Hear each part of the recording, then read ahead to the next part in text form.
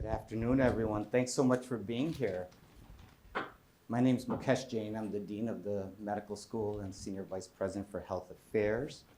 And it's really great to be able to welcome you to Family Weekend. You know, it's always one of the most exciting times for us, a chance to meet the families, opportunity to give you a glimpse of student life at Brown. And we have, you know, as probably most know, Brown is so well recognized for its educational programs.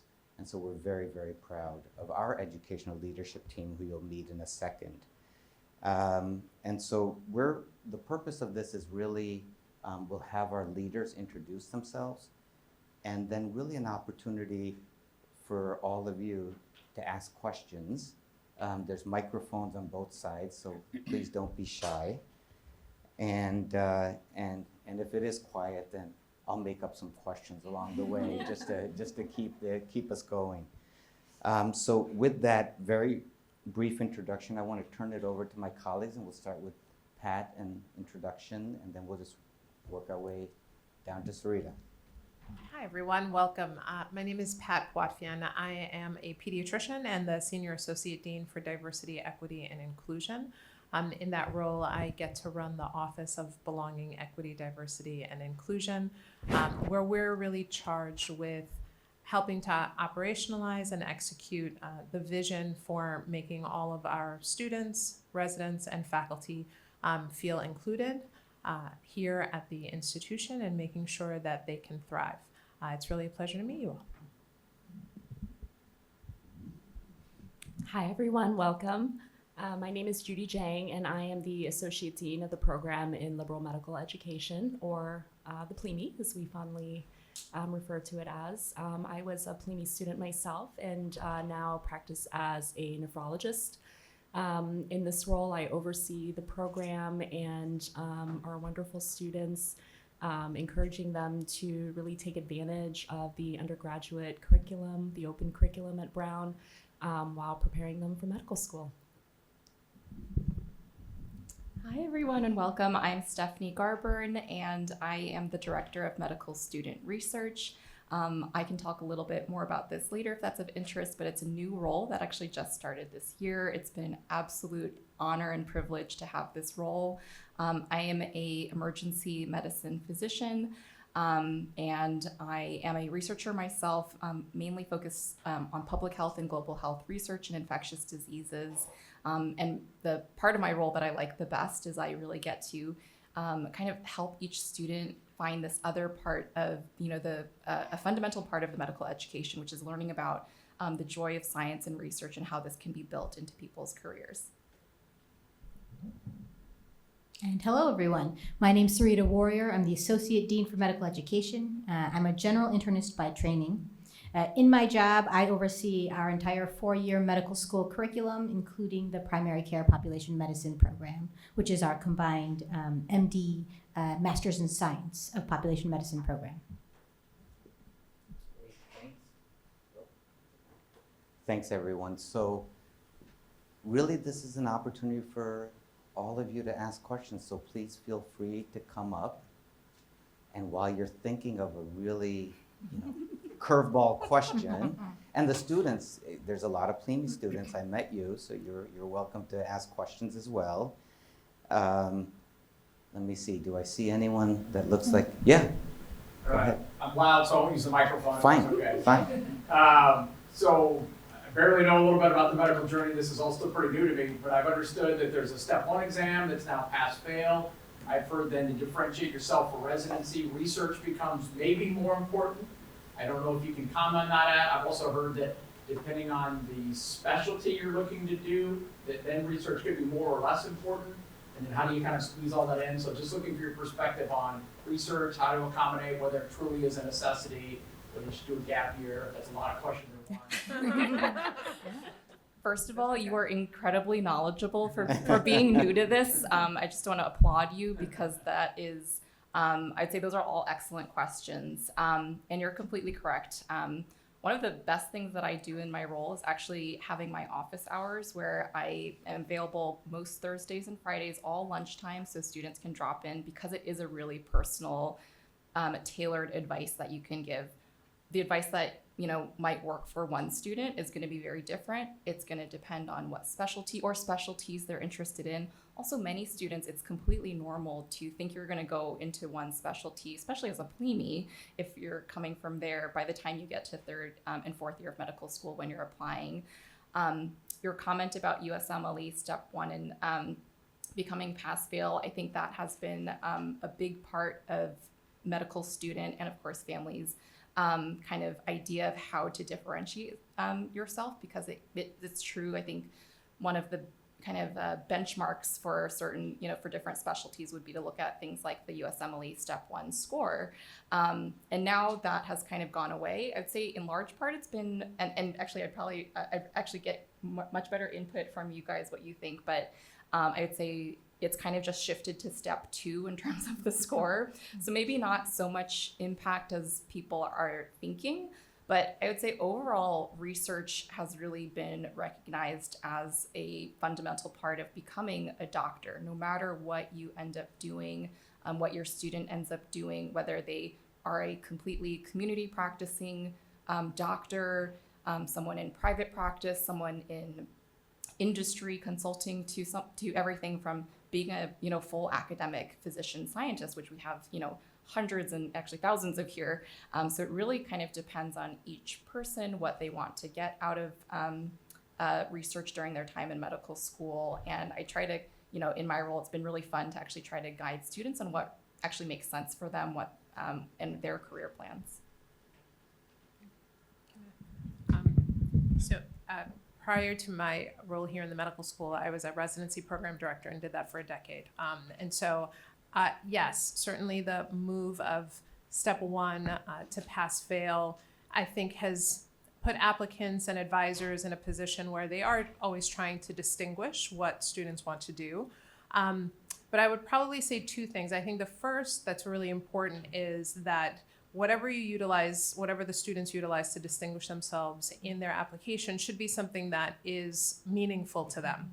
So I would not recommend research just as a way to distinguish yourself if the type of research that you have opportunities to do is not really connected to something you care about.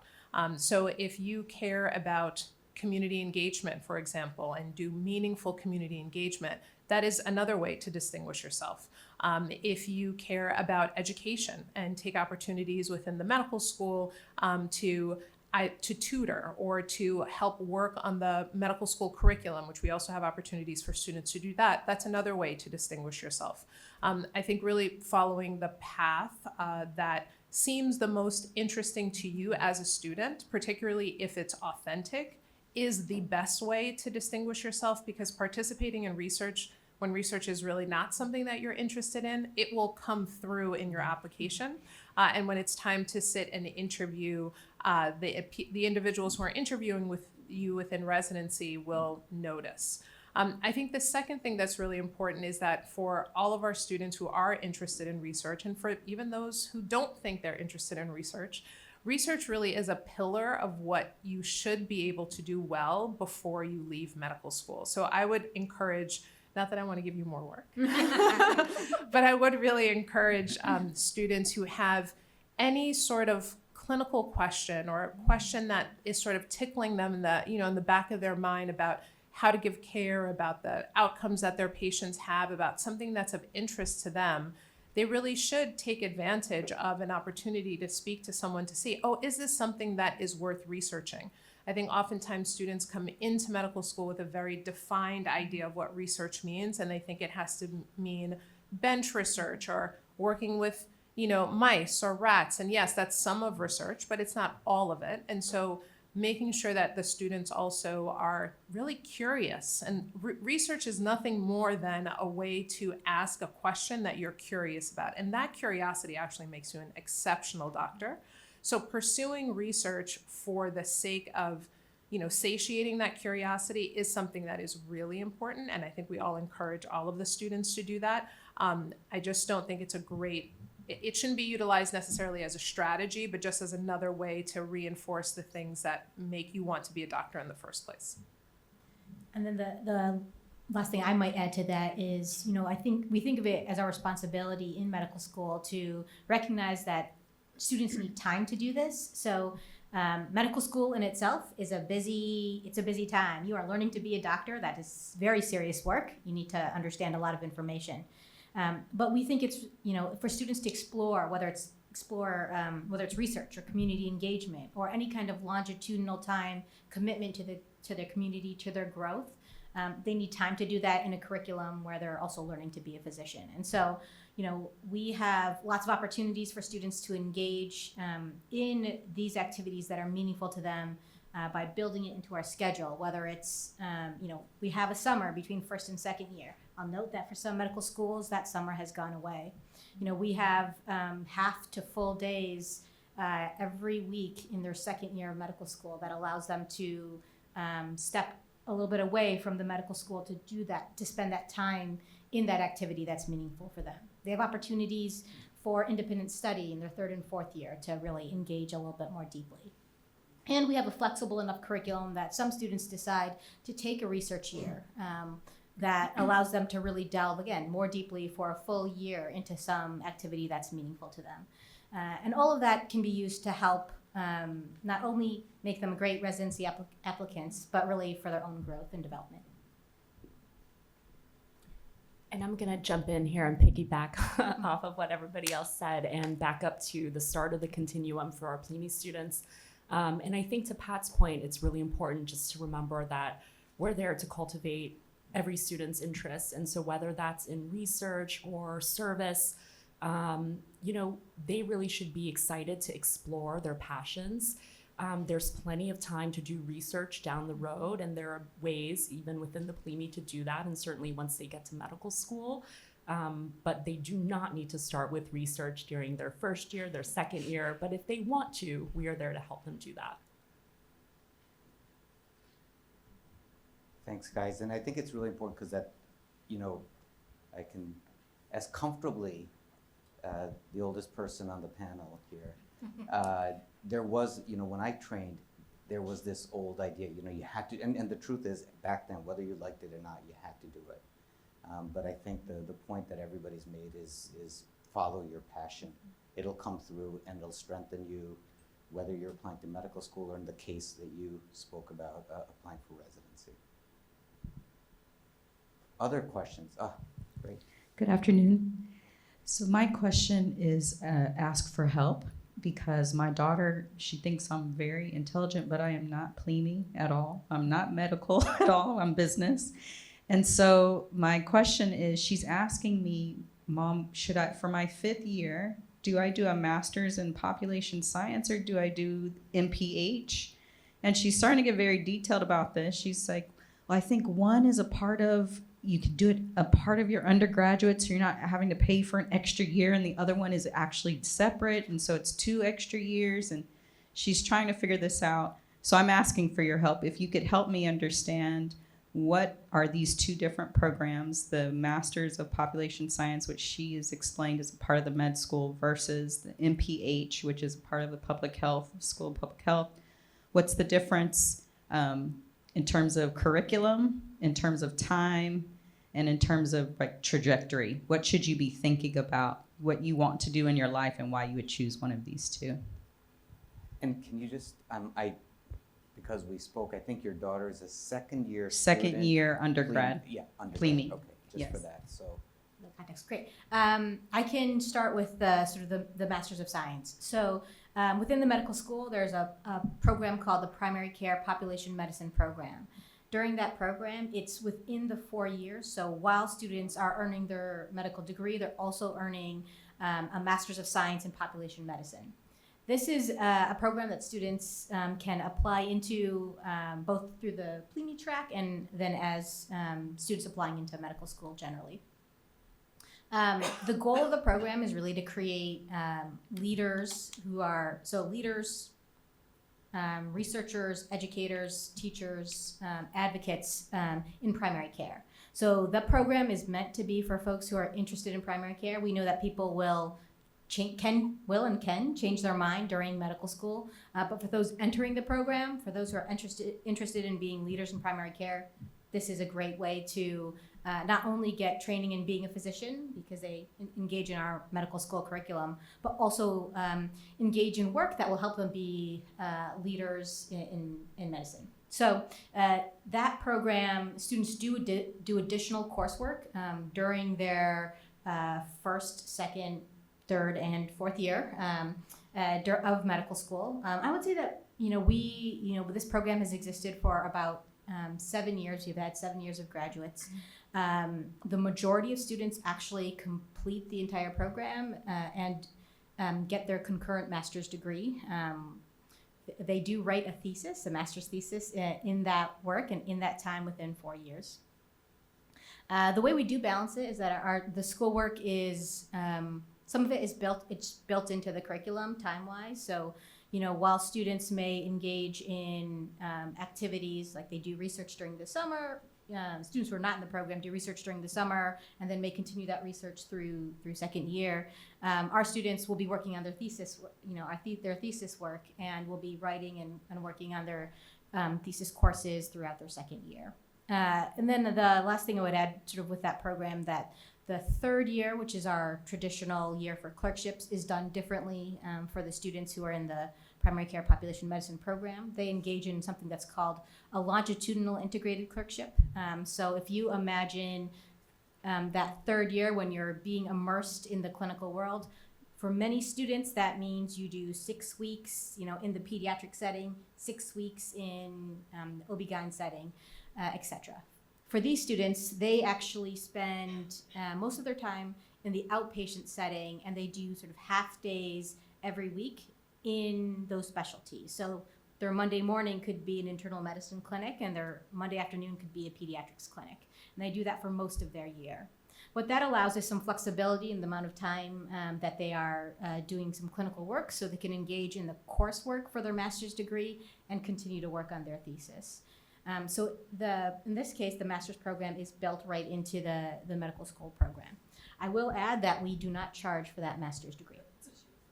Right, so then the medical school also, there is a MD, MPH program that is sort of separate. The students go on a leave of absence to complete the Master's of Public Health degree. Usually they do it after their second year, but some will do it after their third year.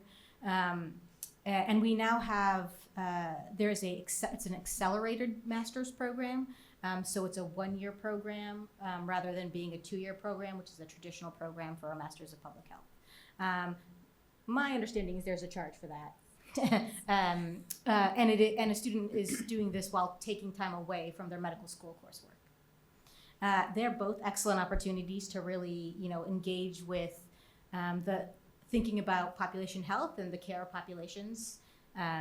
Highly encouraged. There are benefits and sort of trade-offs for both. And I'm curious, when do they have to decide? Yeah, which one? For either, like what time frame would they have? Yeah. Currently, to get into the primary care population medicine program, that is at admission to medical school. So during the application process for medical school, people make that designation. For those students who might pursue the 1-year master's, that can happen like during medical school. So someone could make that decision, in their second year or third year to decide to take that year off to do that degree.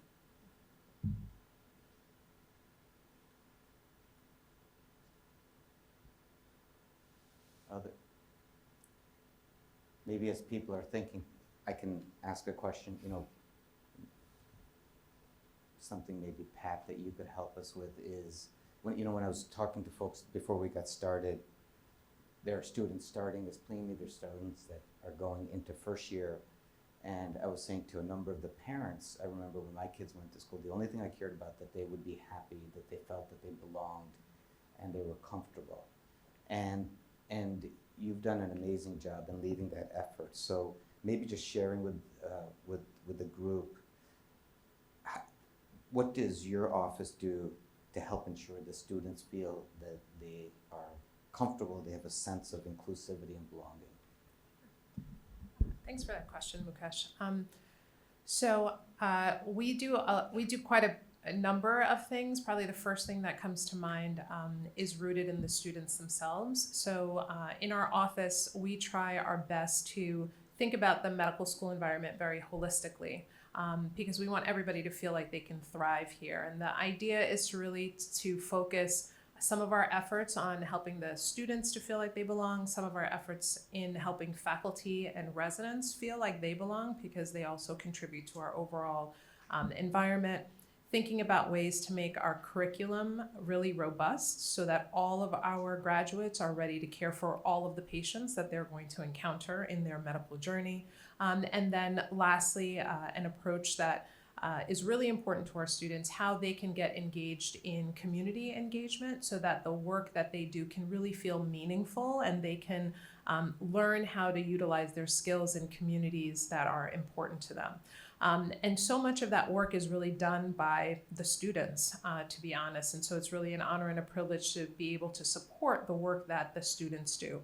One of the more important roles that we have is in the support of student affinity groups. And so many of our students find community by speaking and working with others who have similar backgrounds than they do, have similar interests as they do. And within our office, we help to support the creation and the sort of programming for those affinity groups. Right now, I think we counted, at last count, maybe 11 or 12 affinity groups. And the students really come to us and say, here are the groups that we are hoping to create here, and we are always happy to support them. So we support the Student National Medical Association, which is a nationally run student organization for African American students, for the Latino Medical Student Association, also a national organization.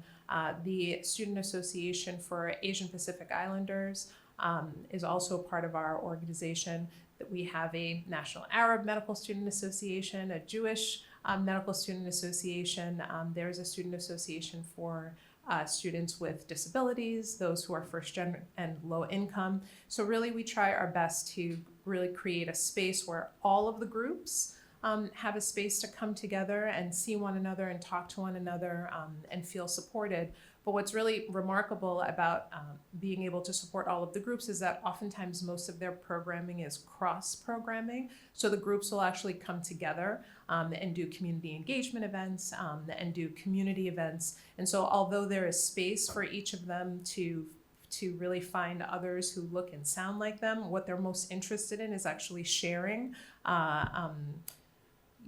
and really figuring out ways to help support patients and other students and faculty members who not only look and sound like them, but who look and sound different than they do. And that's really spearheaded by them. So it's lovely to watch and it's lovely to support. And we do some of that work with our faculty members as well as our residents, because they help to serve as mentors to our students. So another program that we support in our office is called MedStep, and that's mentoring and educating diverse students and trainees to excel as physicians. And that's our way of bringing together all of the students who are interested to meet with others who are a little bit ahead of them, those people who are residents, those who are fellows, and those who are faculty, help to create some real mentorship connections and mentorship relationships with them, so they can see when they're in the middle of their second year studying for exams or getting ready for step one and really starting to feel downtrodden and disillusioned, they can start to see their future ahead of them, and they'll see residents and faculty members who have been through exactly the same thing that they have been through, and they can really get some excitement and some encouragement from those groups. So making sure that there's also connection, not only horizontally across all of the student groups, but vertically, as well as a big part of helping them to feel like they belong and that this is really a place for them to thrive. And so we're really grateful to help support those efforts, but so much of it is the work of our students, our trainees, and our faculty who are really invested in making everybody successful here. Thanks, Pat. Got a question? Yeah. Okay, so this one is specific. It's like a deep dive into the PLME curriculum. And so right now, my daughter's in PLME 400, the medical illustration class. She's loving it.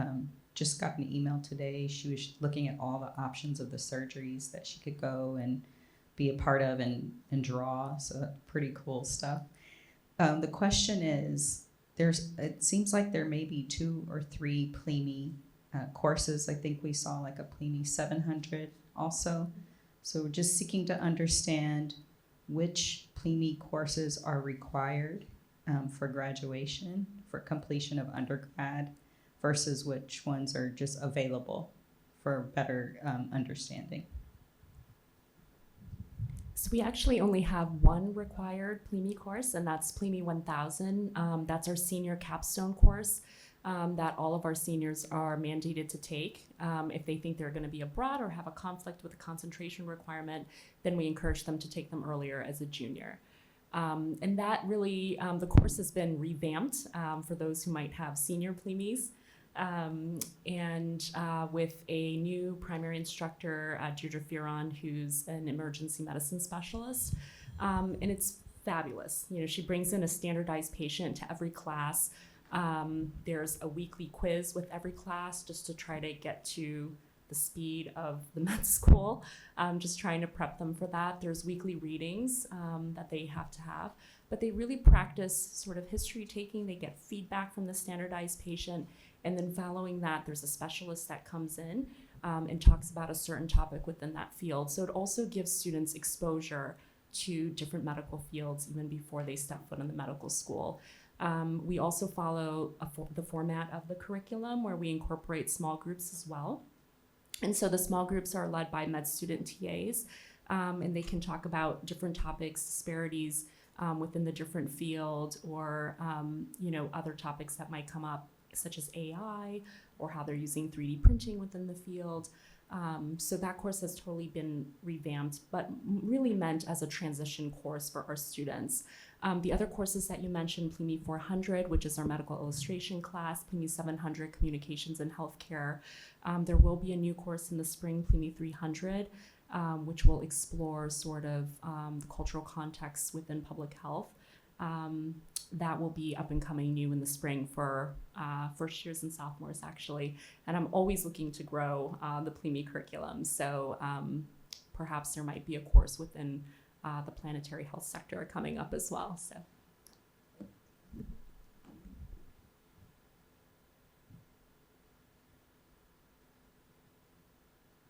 Anything else?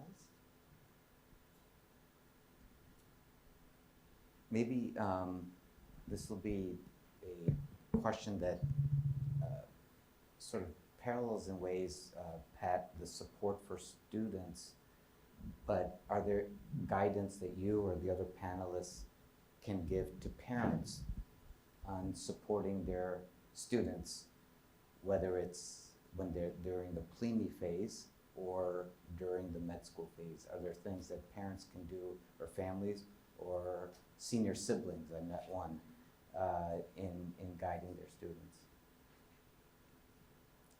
Sarita?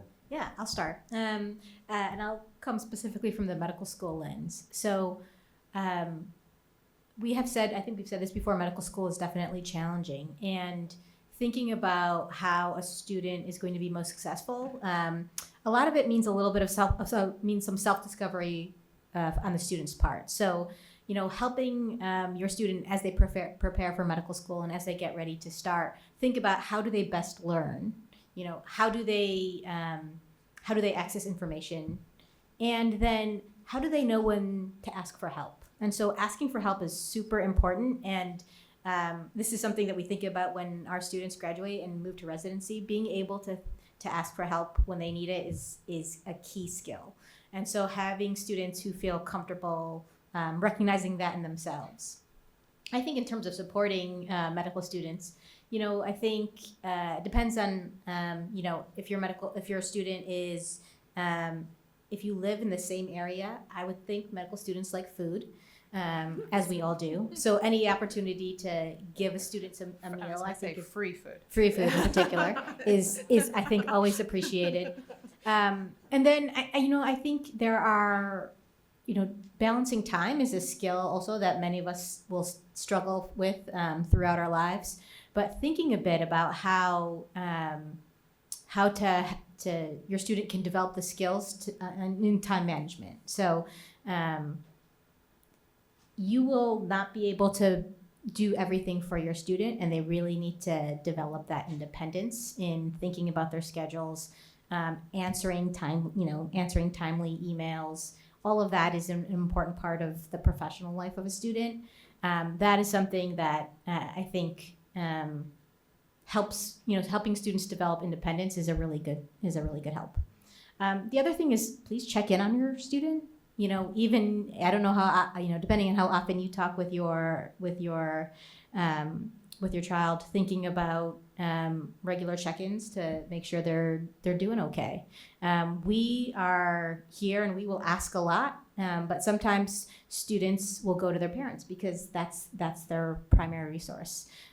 We keep ourselves open, but we also want to know if our students are struggling, and sometimes they won't tell us. So I think in terms of support, you know your student better than we do, particularly at the beginning of school. So please let us know if you have concerns, and then they should definitely reach out as well.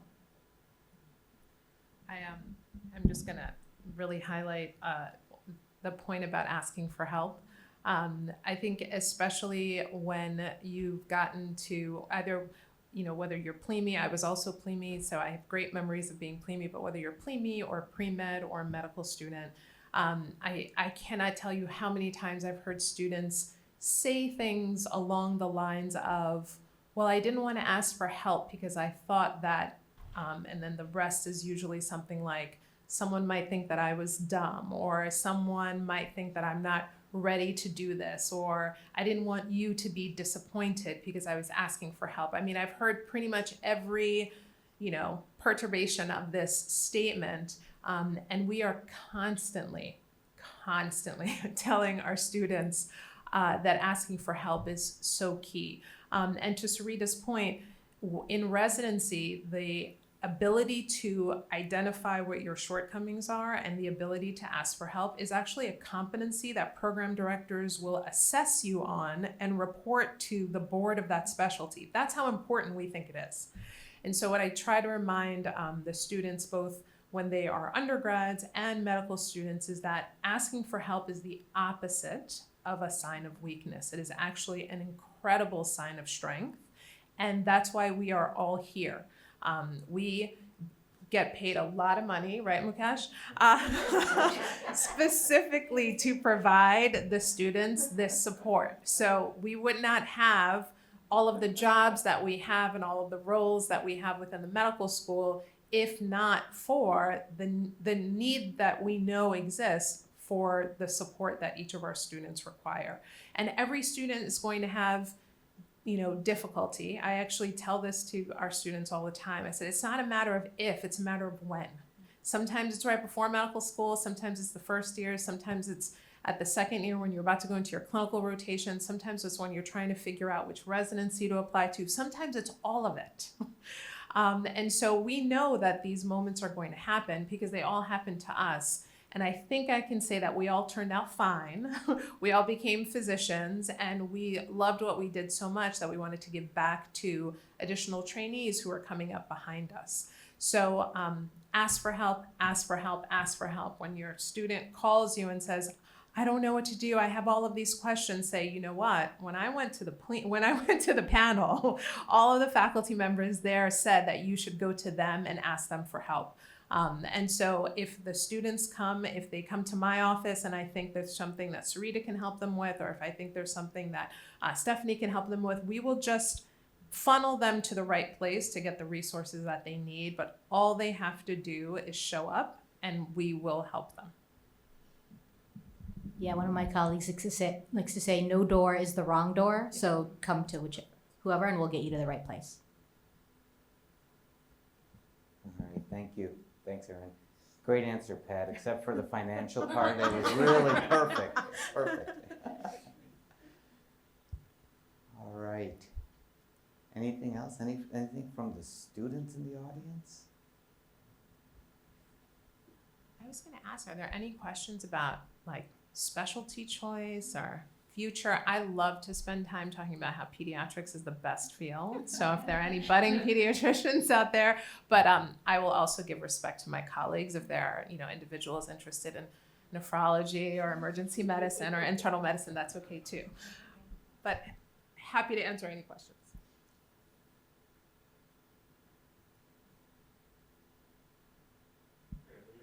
What will be the specialty less affected by AI in the future? That's such a good question. So the question was, which specialties will be less affected by AI? There's some that are likely to be very affected, like Yeah. pathology, radiology, but what are less affected?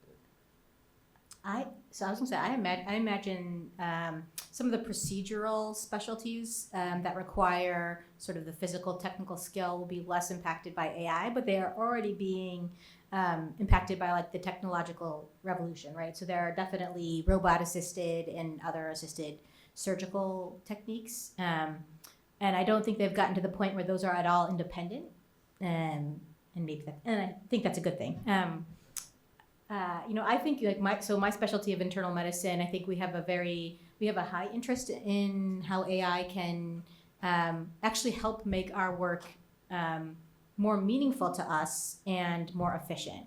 And I think there's some. What I don't think AI will ever do is replace the clinical acumen and reasoning of a physician, of a human being who can look at the patient in front of them and make decisions based on factors that AI would not be able to pick up.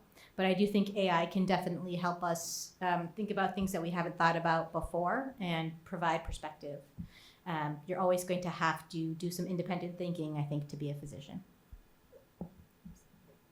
I think that's a great answer. I agree. Again, I'm very biased, and I imagine as a pediatrician, like, who wants AI in the middle of a discussion between you and your pediatrician? But of course, that's how I think. I agree with Sarita that I think AI is a tool that could possibly and has the potential to be utilized across specialties to actually enhance the amount of time that we as providers can spend with our patients. So when there are a lot of administrative tasks that are required of us, that takes time away from just having conversations with our patients. And there's lots of AI tools now that help to streamline some of that administrative work. I think also for very complex patients, in particular individuals who are coming in with lots of medications or longer medical histories, AI can certainly help to summarize some of that information, which allows you as a physician to come in with more information about a patient that maybe you've never met before, but that has a really complex medical history that you have to manage. And I think that's a place where it can really help. It's hard for me to imagine AI taking over such that it interrupts the relationship. I don't think that that's something that patients would want. It's not certainly something that I would not want. But it's also hard. It's hard for me to imagine all that AI can be. So you might ask this question again in, I don't know, 2 years, and our answers would be completely different. But that was a wonderful question. And I'll just add, because I actually do AI research from the emergency medicine field, is that it will affect every specialty, and I think every specialty will adapt in its own way. And I would say that this is also just a great place to actually have medical students get involved in how to be proficient in the use of AI tools. We have a wonderful Center for Digital Health here. We also have the Brown Center for Biomedical Informatics. And many of the students, actually their research projects that they get involved with during the summer, and some take a gap year. There's actually a year to do global health informatics. It's just a really wonderful place, because those are questions that, as we all said, I don't think anyone knows the real answer to how AI is going to impact things, but I do totally agree. It's never going to take away from that patient-physician interaction. And we're all going to learn to use those tools in different ways. So it's an exciting time. This is a great place to be here for your students. And it is of great interest to students. In fact, it was a whole group of students got together, approached me probably a good year and a half ago, because they had established an AI interest group sort of organically, and wanted to hold a symposium. So we did that probably about 6 or 7 months ago, just talking about the role of AI in medicine. But it's going to evolve. 2 years, 3 years, 4 years. It's going to be dramatically different, and we'll see where we land. But I think it will not replace physicians. It'll complement the work that people do, and depending on the specialty, it'll complement it in different ways. I saw a hand. Oh, yes. So my daughter is a first year PLME, and we are trying to understand. We have no idea how this residency application process works, or what are the factors that goes into that when the applicants are selected based on that. But we are trying to understand how the Brown transcript with SNC is going to be. Is it going to look bad if the student has too many SNCs, because the students are allowed to take SNC pass-fail for that? And my second question is, like, is there any benefit in doing double concentration rather than exploring any classes that they are really interested in, like different various classes, rather than trying to concentrate in any particular second major that they are trying to really accommodate for the second major? Is there any really benefit for the residency program application? So that's a really common question and a great question, both of them, in terms of taking classes for a grade versus SNC when you're a PLME student. I would say on average, probably our PLME students take about one-ish class per semester SNC. And we encourage them to do that. I think, the purpose of the PLME is really for them to find new interests, to take challenges, to take risks, and that may mean finding a class that they may be interested in a topic that they know nothing about. And so that's the perfect opportunity for a student to take a class SNC. Other students take some of the larger, lecture hall type classes SNC as well. And I think that that's not unreasonable also, because it allows them time to pursue other interests, whether it's in the community, whether it's doing research, whether it's doing other activities.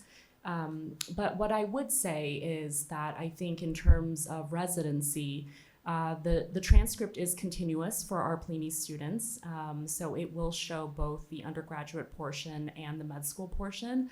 But what I tell students is, if you think back 8 years ago when they were 10, does anybody really care what they were studying when they were 10 years old? I mean, we don't really know. And so, I think, to be honest, the residencies aren't really looking back to first semester, second semester of college to see, that they took organic chemistry, SNC. They're really not. But I think to that point, I do caution them, if students come in and they want to take the majority of their classes SNC, that could come in as an issue if they're going to be, applying for internships over the summer, or if they're going to be applying for other programs for gap years, because they do need to be reminded that while at Brown, we require all of our students to have a course performance report, which is basically a narrative evaluation from their professors for all the classes that they take SNC. We in the PLME, we read all of those. And so we read everything that the professors tell us in terms of how the students are doing. If you're applying for an internship in the summer and you're competing against someone from another school who has grades, they're not going to be reading all those reports. So I think that is something to keep in mind. And then the other part that I usually tell students is if the student is interested in pursuing honors at the end of the undergraduate career, or, societies like Phi Beta Kappa, things like that, they do count the number of grades in SNCs. Some students care about those, others really do not. But probably on average, I would say most PLMEs take 0 to 1 classes SNC. And then the double concentration question, also very common, and a really terrific question.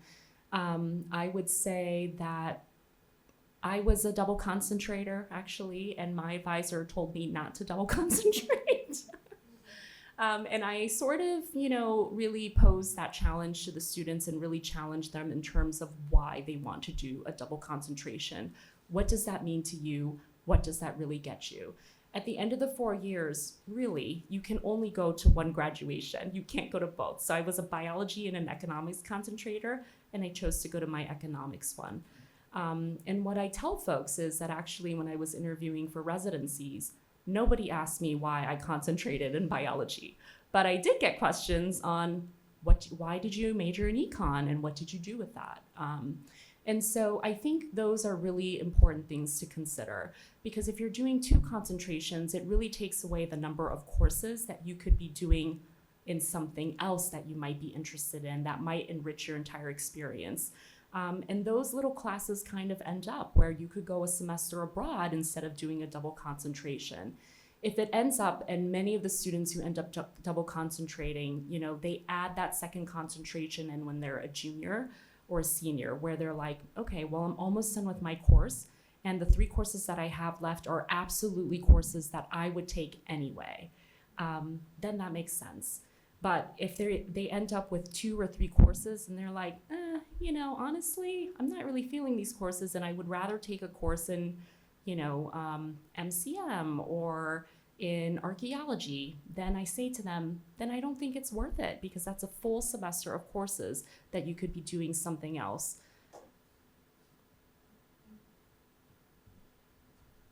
I was going to add, as someone who is not a double concentrator, but did major in French literature when I was a PLME student, and also did go abroad. I spent a semester in Paris at the Sorbonne studying literature.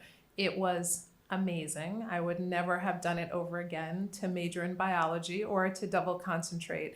And that continues to be an experience that enriches my life today, and I think also makes me a better physician. It's why I chose the PLME program, to have that flexibility, because while I was a French literature major, to Judy's point, I was curious about lots of things, and I took philosophy classes and history classes and other language classes. I also took classes in Spanish, and that was really the undergraduate experience is the only time that you have to do all of that, to sort of pursue your interests in that way, because once you're in medical school, obviously there are other opportunities, but nothing quite as flexible as undergrad. And Brown is an incredible institution. There are so many brilliant professors across disciplines.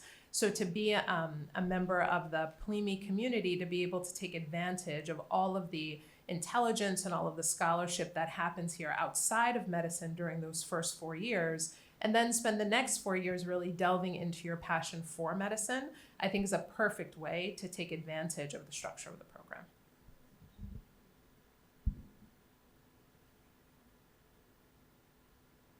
All right, I see Amy's telling me we're good. You know, we can pause. I think our panelists will be here for a little bit if you wanted to come up and ask something in private, but maybe I'll wrap it up and first thank all of you for being here. Your presence is really, really important. The questions were great, and I hope it's been helpful to you. And I want to thank our panelists who are just fantastic. Thank you for taking time.